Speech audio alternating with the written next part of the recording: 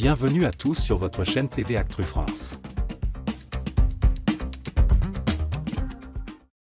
Lors de la soirée électorale du dimanche 9 juin 2024, diffusée sur France 2, Anne-Sophie Lapix a suscité l'attention des téléspectateurs en faisant une grimace notable à la suite de la prise de parole de Valérie Ayé, candidate de la liste Renaissance.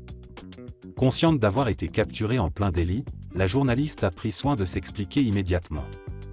Le résultat des élections européennes a été clair, Jordan Bardella, tête de liste du Rassemblement national, a remporté une victoire écrasante avec 31% des suffrages. Cette victoire a été interprétée par Bardella comme un rejet massif de la politique du président Emmanuel Macron, alors que la liste Renaissance menée par Valérie Ayé n'a recueilli que 14% des voix. Après la victoire de Jordan Bardella, Emmanuel Macron a pris la parole pour annoncer la dissolution de l'Assemblée nationale, une décision qui a précédé la déclaration de Valérie Ayé. Ayé, qui avait déjà fait parler d'elle récemment pour une interruption inattendue par Gabriel Attal sur France Info, a finalement pu s'exprimer sur la défaite de sa liste. C'est à ce moment précis que l'incident inattendu s'est produit. Après la déclaration de Valérie Ayé, Anne-Sophie Lapix, qui co-animait la soirée électorale avec Laurent Delahousse, a été vue en train de faire une grimace inhabituelle en direct. Consciente de l'attention que cela pourrait susciter, Lapix a rapidement pris la parole pour s'expliquer.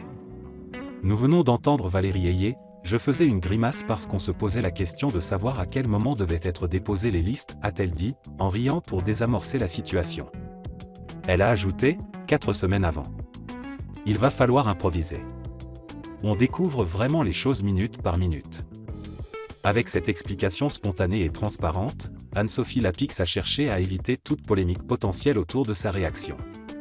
En reprenant rapidement le fil des discussions avec les invités de l'émission, elle a tenté de minimiser l'impact de cet instant de spontanéité, démontrant une fois de plus son professionnalisme et sa capacité à gérer les imprévus en direct.